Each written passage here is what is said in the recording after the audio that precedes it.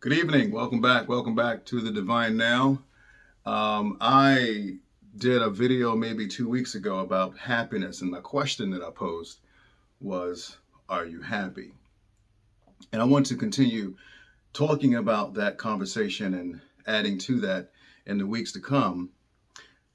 And I want to, this may seem like a counterintuitive proposal, but I want to suggest that one aspect of being happy within ourselves, for ourselves, is to release ourselves of judgment, to release ourselves from the need to judge other people, other persons, other circumstances, to sort of add value or lack of value to someone's story or what they're going through, what they are experiencing, and then sort of releasing ourselves from the need to judge.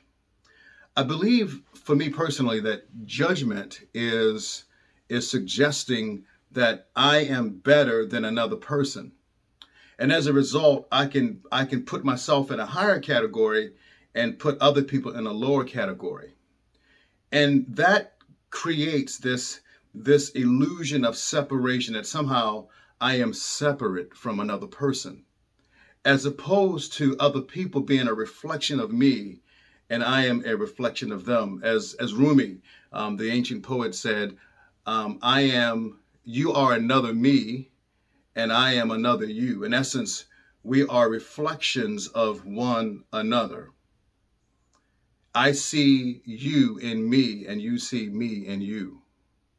So when we sort of approach life from this perspective that everyone is my teacher, I can learn something from another person, even from another person's quote unquote wrong or supposed failure, that I can learn something from them, that my enemy can be my friend when my enemy is teaching me something about me.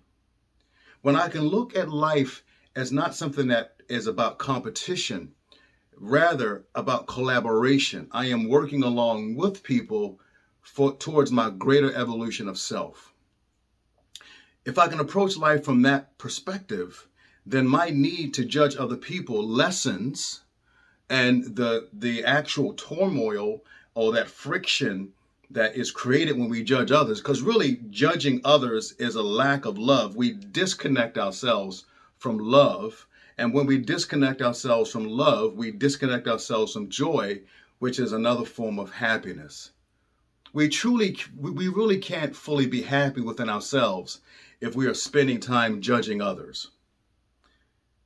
I think of the whole, and I don't want to spend a lot of time on this. So many people have spoken on this, but we look at the Will and Jada story as it continues to evolve, and so many people have so many things to say about them and what's wrong and what's right. But one of the things I take from that is I ask myself, where am I in their story?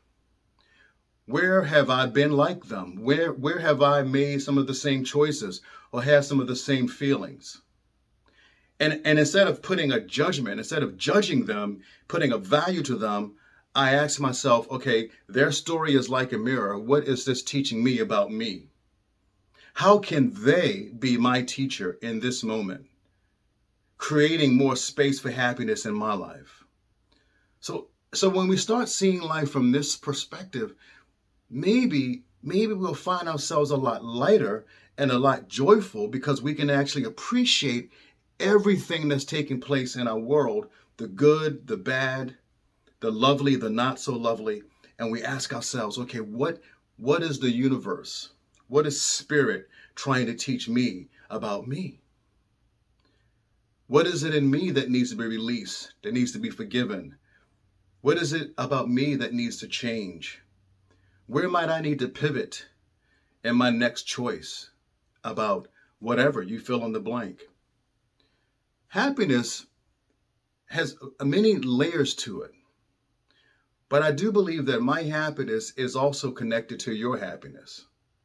And as we learn from one another, we help each other become fuller human beings. So there is this notion that I'm offering, that if we consider lowering the volume of judgment, turning it down, and hearing that click and turning it off, Getting to a place where we are choosing to step into a realm where we judge no one. I have no need to judge another man, another woman. I have no need to put them in categories to somehow make myself supreme and make them lower. Somehow I'm willing to see the equality, the equalness of everyone, that somehow we're all connected. And one of the things I've come to realize is that even the best sage, even the best spiritual teacher, be they pastors or imams or sages around the globe, it doesn't matter. We all have shadow and light in each of us, and we become each other's teacher. So we can look at some people that we can call them high quality souls, in that they teach us how to better live. But if we look in the backdrop of that story, we see quote unquote failure. We see areas of growth, or we see shadow in their lives. But we don't judge them, because we also recognize the higher light in them that has made the world a better place. Well, that higher light is in all of us. It's in every single one of us to various degrees, but the light is here in all of us. And so we get to learn from one another. And when this perspective is a part of our journey, it gives us a certain lightness as we move through earth, as we move through this planet, as we go from place to place. We are willing to recognize opportunities all around us to learn, to grow, to develop, to become. Just something to think about as I'm continuing to unfold this language, this idea of what does it mean to be happy?